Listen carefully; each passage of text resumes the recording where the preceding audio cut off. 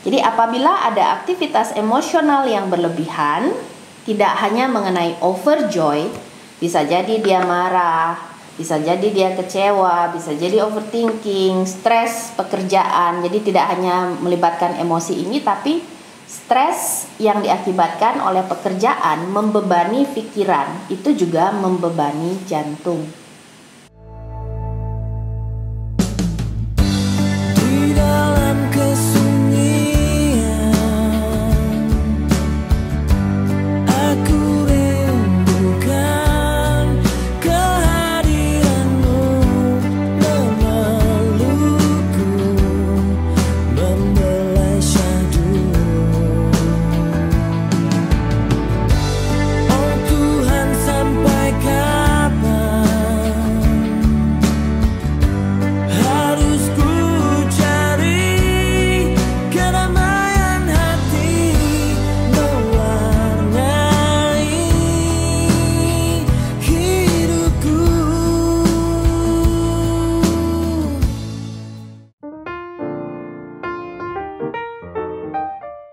Menggunakan jempol dan jari manis nanti untuk menutup hidung. Bernafas pelan dan dalam terlebih dahulu di sini dengan kedua hidung tetap terbuka. Kemudian gunakan jempol untuk menutup hidung kanan. Kita lakukan bersama-sama ya, supaya nanti tidak kehilangan ritmenya. Hembuskan nafas kiri, semua di kiri dulu. Tarik nafas panjang, hembuskan sekitar 5 hitungan, kembali tarik, hembuskan 3 hentakan, tutup hidung kiri, buka hidung kanan, tarik nafas panjang, hembuskan panjang. Dengan cleansing breath,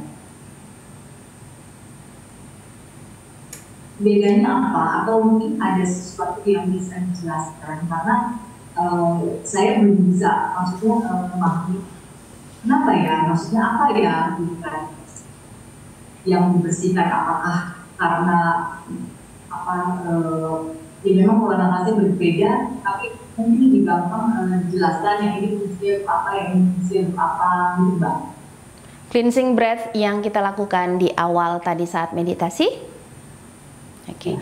Jadi cleansing breath yang pertama kita lakukan saat meditasi itu lebih banyak mengambil dari prinsip Taois, yang mana kalau teman-teman masih ingat kita belajar 2 meridian dari bagian yang extraordinary meridian. Di sana ada conception vessel dan governor vessel, jadi meridian yin dan meridian yang mana keduanya ini melewati garis tengah tubuh.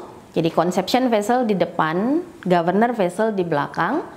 Jadi governor vessel itu berakhir di gusi atas, conception vessel itu berakhir di gusi bawah, di mulut bawah. Jadi kedua meridian ini dipisahkan oleh mulut. Jadi saat kita misalnya meditasi ataupun berdiam, secara alami kan lidah kita akan bersentuhan dengan langit-langit atau dengan sengaja kita sentuhkan. Itu untuk menghubungkan kedua meridian ini menjadi sebuah cycle gitu, tidak terputus. Pada saat kita membuka mulut, di sana ada pemisahan. Jadi pada saat kita melakukan cleansing breath dengan membuka mulut, entah membukanya lebar atau mengecilkan, di situ ada upaya pelepasan. Jadi kenapa kalau kita banyak ngomong, habis itu kita ngerasa capek gitu, padahal cuma ngomong doang gitu, karena energinya banyak keluar saat itu terpisah, karena di dalam tubuh kita energinya tidak menyambung. Termasuk di situ juga bisa digunakan sebagai sarana untuk melepaskan ketidaknyamanan. Jadi itu mengambil dari prinsip Taois ya. Bahu merauding bear.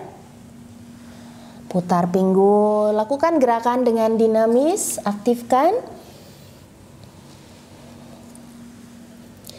Kemudian kembali ke posisi table. Ke-10 jari-jari tangan mencengkram lembut ke arah matras.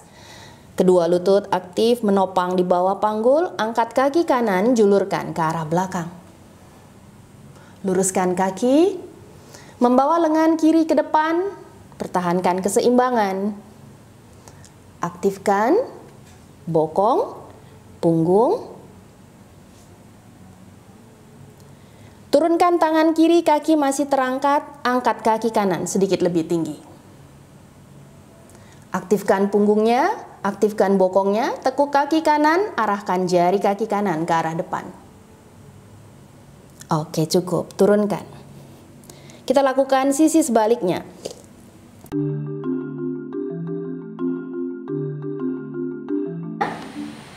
Itu adalah titik untuk tonify heart blood. Jadi kalau kita mengalami defisiensi, merasa anemia, misalnya kurang darah, nah di situ bisa digunakan. Kemudian yang berkaitan dengan pikiran, heart 7, Senmen, teman-teman masih ingat letaknya di mana? Yang di dasar pergelangan, di dasar dari kelingking ya. Jadi ini bisa digunakan untuk isu terutama yang diakibatkan oleh aktivitas pikiran. Kemudian bladder 15, jadi ini back point dari thoracic nomor 5, di sana 1,5 cun 2 jari ke arah luar. Ini ya. Jadi ini thoracic pertama.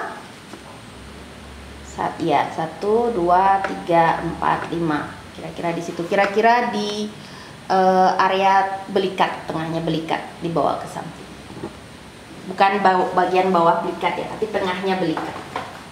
Jadi kalau diraba, karena agak susah kita menemukan pastinya gitu kan torasiknya. Nah biasanya di antara belikat ini, belikat yang atas, ujung belikat atas itu adalah torasik 3, paru-paru. Kemudian 2 ruas di bawahnya itu adalah untuk jantung. Mbak, kan kalau jantung itu emosional yang ntar dulu ya deh.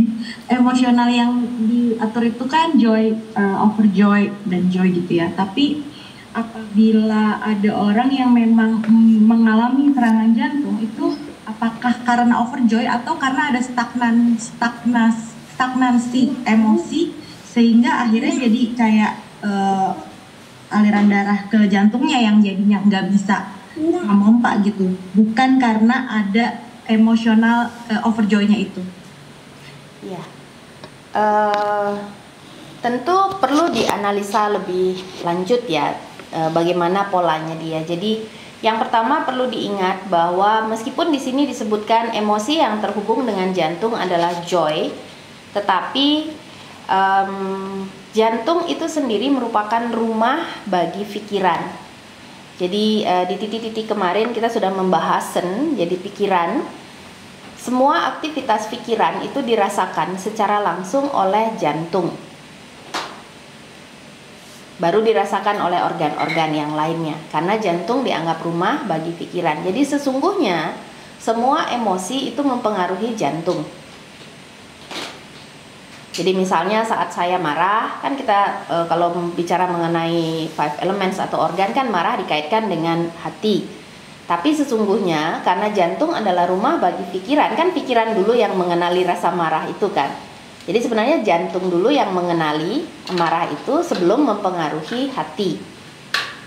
Jadi kenapa di sana ada perikardium yang memberi perlindungan bagi jantung supaya energi dari emosi-emosi ini tidak secara fatal membebani jantung.